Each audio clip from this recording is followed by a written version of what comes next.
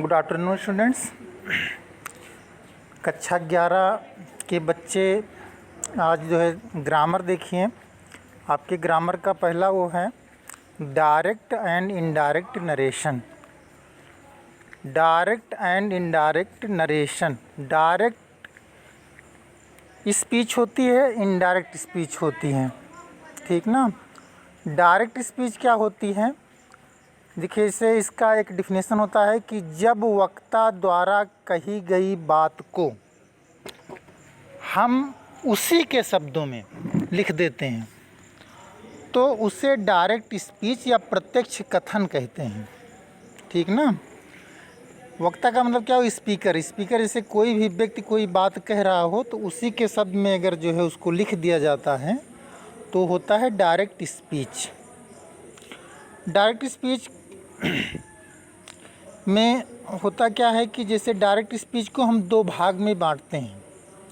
एक होता है रिपोर्टिंग स्पीच और दूसरा होता है रिपोर्टेड स्पीच। इन्वर्टेड कामा के जो बाहर वाला भाग होता है, ठीक ना, वो रिपोर्टिंग स्पीच होता है और जो इन्वर्टेड कामा के अंदर वाला भाग होता है वो होता है आपका रिपोर्टेड स्पीच।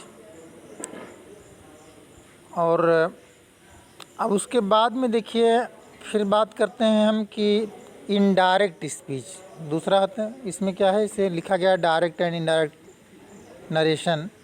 तो इनडायरेक्ट क्या होता है, इनडायरेक्ट की हिंदी होती है अप्रत्यक्ष कथन।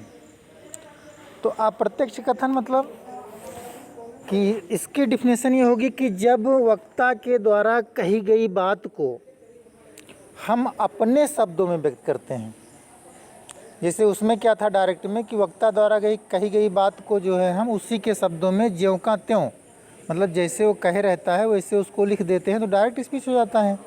लेकिन इनडायरेक्ट स्पीच क्या है, इसकी हिंदी होती है अप्रत्यक्ष कथन।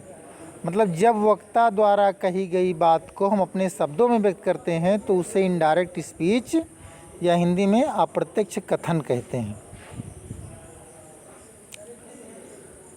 तो ये दोनों की डिफिनेशन हो गई।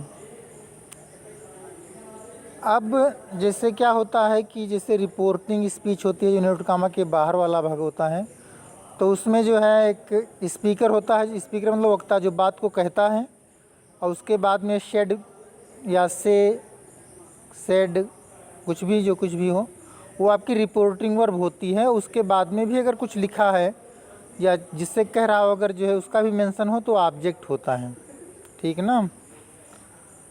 तो डायरेक्ट स्पीच के अगर हम कुछ जो है मेजर टॉपिक देखें तो डायरेक्ट स्पीच में जो है जो वक्ता जिस बात को कहता है उस बात को इन्वर्टेड कामाज के अंदर लिखा जाता है। और रिपोर्टिंग वर्ब के बाद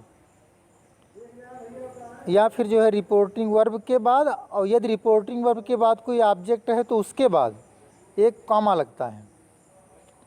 और इन्वर्टेड कामा के अंदर का जो भाग, जो इन्वर्टेड कामा के अंदर मतलब जो भी सेंटेंस लिखा जाएगा तो उसका जो पहला अक्षर होगा वो हमेशा कैपिटल लेटर में लिखा जाता है। ये डायरेक्ट स्पीच के जो है कुछ मेजर टॉपिक हैं।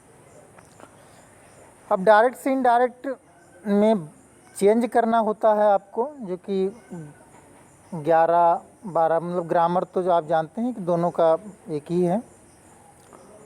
तो जैसे क्या होता है, जनरल रूल क्या है इसका कि हाई स्कूल में पढ़े हैं आप लोग कि जैसे इनडायरेक्ट में बदलना हुआ तो हम क्या करते हैं, जो कामाज होते हैं उनको हटा देते हैं, ठीक ना। मतलब वो चाहे रिपोर्टिंग वर्ब के बाद का सिंगल कामा हो नीचे वाला और या फिर जो है डबल यूनिट कामा हो, मतलब दोनों को बोथ रिमूव करते हैं दोनों को। और जो आपका रिपोर्टिंग वर्ब का जो टेंस है, जैसे अगर वहाँ से लिखा है रिपोर्टिंग वर्ब में या सेड लिखा है तो उसका टेंस नहीं बदलता। मतलब जैसे होता क्या है कि जैसे आपको इससे बताया गया था हाई स्कूल में कि अगर जो है रिपोर्टिंग वर्ब के बाद कोई ऑब्जेक्ट हो तो उसको जो है से को हम टेल में बदल देते हैं या सेड को जो है टोल्ड में बदलते हैं। मतलब टेल या टोल्ड में बदलते हैं, लेकिन जिस फार्म में जो है वो रहेगा। अगर से रहेगा तो टेल ही लिखा जाएगा, मतलब फर्स्ट फार्म है तो फर्स्ट फार्म ही लिखी जाएगी।